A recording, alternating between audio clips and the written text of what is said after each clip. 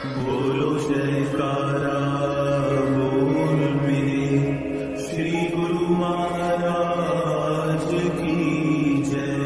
श्री सद्गुरुदेव भगवान की जय। गुरुमुखो, हम इस सृष्टि में जो कुछ भी देखते हैं वह मालिक के नाम अथवा शब्द के माध्यम से रचा गया है और इसी सर्वव्यापी शक्ति से ही कायम है। यह शब्द या नाम हमारे घट में निरंतर गूंज रहा है। अपनी सुरती या चेतना को इस नाम से जो हमारे हर श्वास में प्रतिध्वनित हो रहा है जोड़ देने से हम मानसिक शांति, जिसमें कोई दुख और चिंता नहीं रहती, को निश्चिंत ही प्राप्त कर सकते। जब तक हमने इस सत्य को नहीं जाना और हमारी सुरत नाशवान पदार्थों में ही भटकती रही, तब तक हमें शांति की मधुरता का एहसास नहीं हो सकता। मालिक को भूलकर और मालिक की सृष्टि की कामना करके हम अपनी सुरती को इच्छाओं का दास बना लेते और कल्पनाओं व भ्रांतियों के संसार में भटक जाते। यदि हम ऐसा सांसारिक जीवन जीना चाहते हैं तो फैसले के दिन हमें मालिक को अपने अच्छे या बुरे कर्मों का हिसाब देना पड़ेगा। परिणाम स्वरूप आत्मा उसी योनि में जाएगी जिसमें उसकी इच्छाओं की और अच्छी तरह संतुष्टि हो सके। एक कैद से अभी निकले नहीं कि दूसरी जेल में हमें कैद करने के लिए तैयार हो जाएगी। इस प्रकार कभी अंत न होने वाला यह 84 लाख योनि का चक्कर चलता रहता है और हम तब तक अपने कर्मों के अनुसार एक योनि से दूसरी योनि में भटकते रहते हैं जब तक हमारे कर्मों की प्रतिक्रिया समाप्त नहीं हो जाती। इन सब कर्मों का लेखा जोखा इस मनुष्य योनि में ही समाप्त हो सकता है। इससे यह सिद्ध होता है कि मनुष्य जन्म अन्य योनियों से अमूल्य और उत्कृष्ट है। हमारे धार्मिक ग्रंथों और सभी संतों ने इसकी महिमा को गाया है और कहा भी है। कबीर मानस जन्मो दुर्लभ है, होई न बारे बार। जीव बन फल पाके भोई गिरही, बहोरी न लागे डार। यह मनुष्य जन्म अत्यंत दुर्लभ है और यदि हमने इसे एक बार विषय भोगों में खो दिया, अपनी इच्छाओं पर नियंत्रण नहीं किया और अपनी इच्छाओं से ही इस जीवन को जीते रहे तो दोबारा प्राप्त करना कठिन है। इसी तरह ही जैसे पका फल यदि एक बार भूमि पर गिर जाए तो दोबारा डाल पर नहीं लगाया जा सकता। संत महापुरुष दया से परिपूर्ण होकर हमारी वर्तमान दुखपूर्ण दशा पर अफसोस करते हैं और हमें बुद्धिमता से चलने की प्रेरणा देते हैं तथा हमें उपदेश देते हैं कि इस दुर्लभ जन्म को आत्मज्ञान प्राप्त किए बिना यूं ही नहीं गंवाना चाहिए। महापुरुषों द्वारा दर्शाया गया मार्ग पूर्णतया वैज्ञानिक होता है। इस संसार में प्रत्येक व्यक्ति किसी न किसी वस्तु से प्रेम करता है और शायद ऐसा कोई भी व्यक्ति नहीं जिसमें यह भावना न हो, अर्थात वह किसी से न किसी से प्रेम करता ही हो। परंतु जरा गंभीरता से सोचो कि क्या उनका आपके प्रति प्रेम सच्चा है? आपके अत्यधिक प्रिय और निकट संबंधी, यहाँ तक कि अपने बाल बच्चे पत्नी आपके अति प्रिय हैं, तब तक ही आपसे प्रेम करती हैं जब तक आप जीवित हैं। इस संसार में कोई भी अपना नहीं, यहाँ तक कि अपनी पत्नी भी ईश्वर के न्यायालय में न्याय के समय आपका साथ नहीं देगी।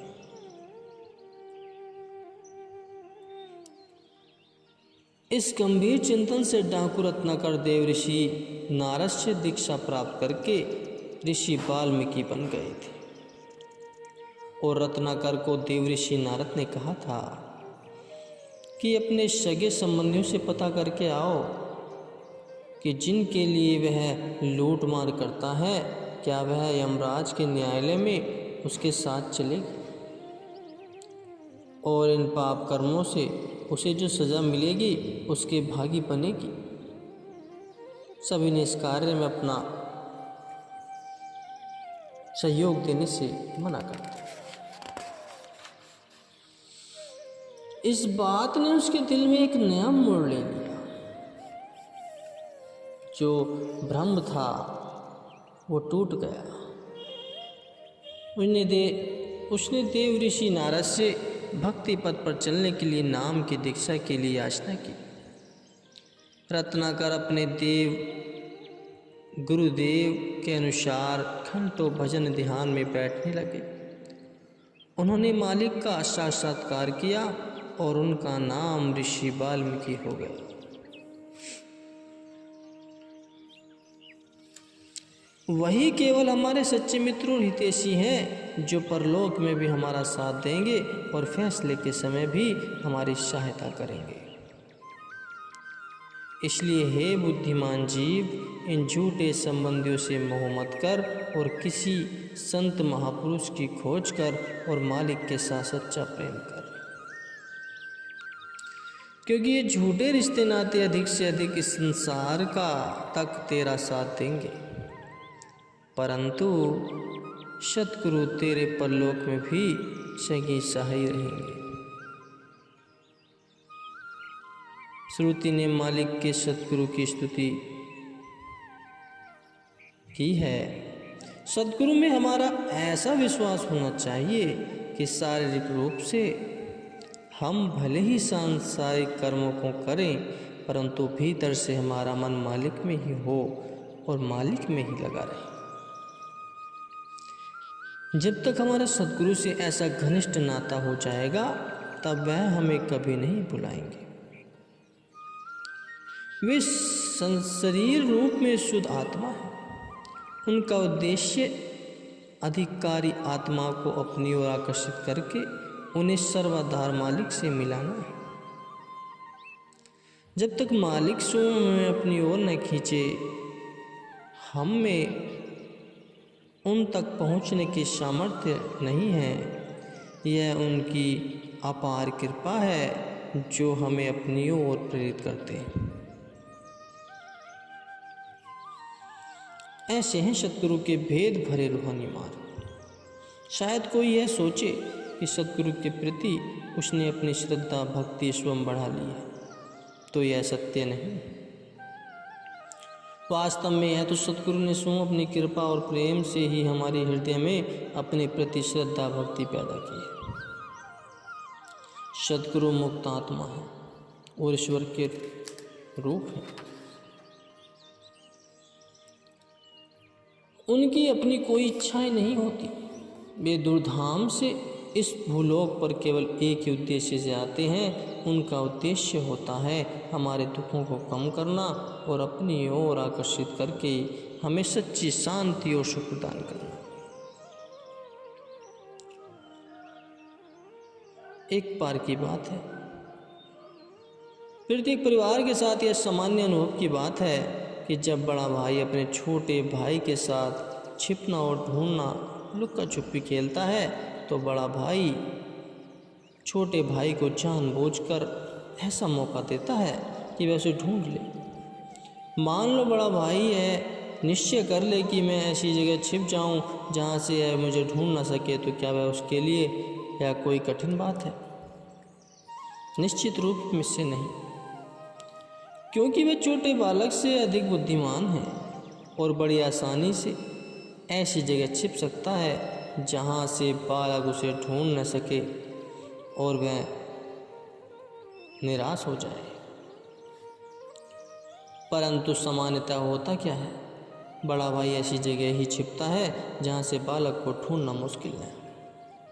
यदि कुछ समय तक बालक अपने बड़े भाई को ढूंढ न पाता तो बड़ा भाई कुछ इस तरह की आवाज़ें निकालता या इस तरह की प्रकार की हरकतें करता कि बालक उसे ढूंढ सके।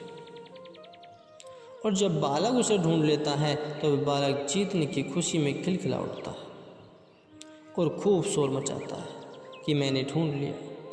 तो बड़ा भाई बड़ी खुशी से उसका श्रेय उसी को दे देता है, यद्यपि वह जानता है कि अपने को जाहिर करने के उपयोगों से ही वह उसे ढूंढ पाया है।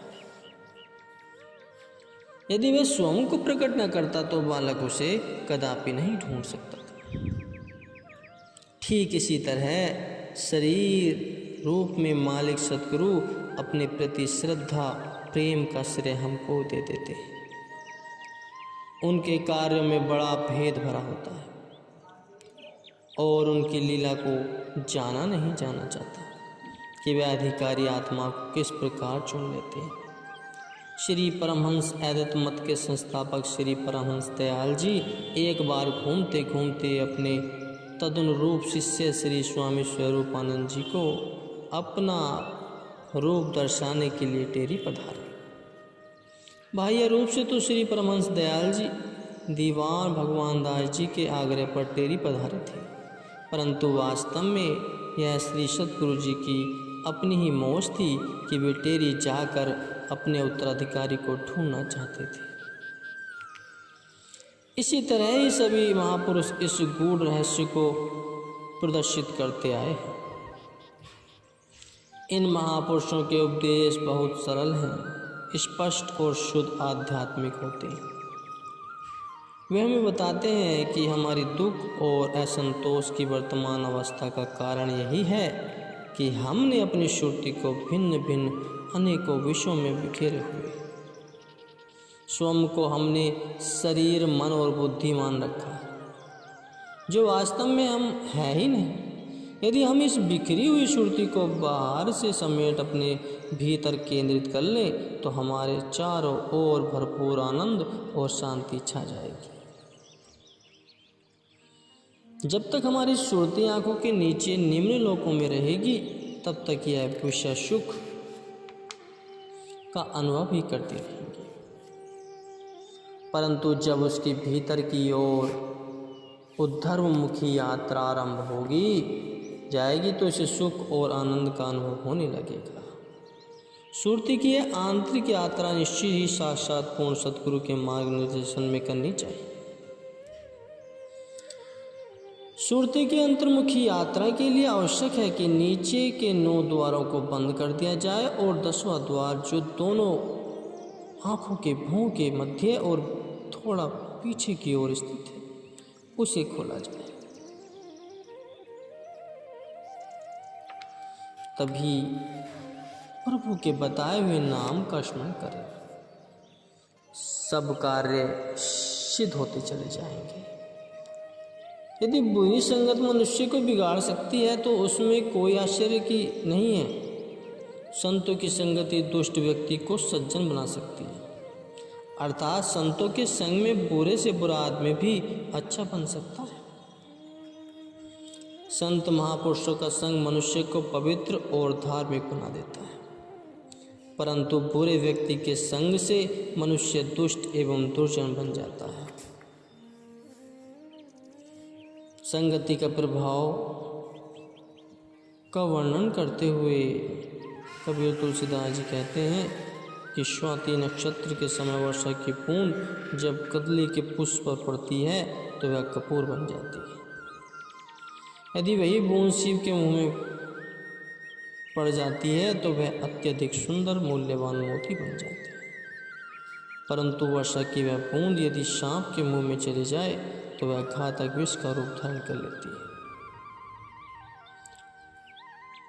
तो इसी प्रकार सतगुरु के बताए हुए नाम का स्मरण करते रहें और उसे व्यर्थ न जाने दें। यह समय बहुत अमूल्य है गुरुमुखो, यह समय हमने ऐसे ही गवा दिया तो बाद में पछताना पड़ेगा। पछताने के सिवा कुछ नहीं बचेगा। समय के रहते हुए समय के संत सत्पुरुषों की शरण रज में जाओ और उनके बताए हुए नाम को स्मरण करो और अपना जीवन सफल बनाते जाओ। इसी से ही तुम्हारी 84 का अंत होगा, इसी से ही जन्म मरण का अंत और तुम्हारा पीछा कट जाएगा। जय सच्चिदानंद जी।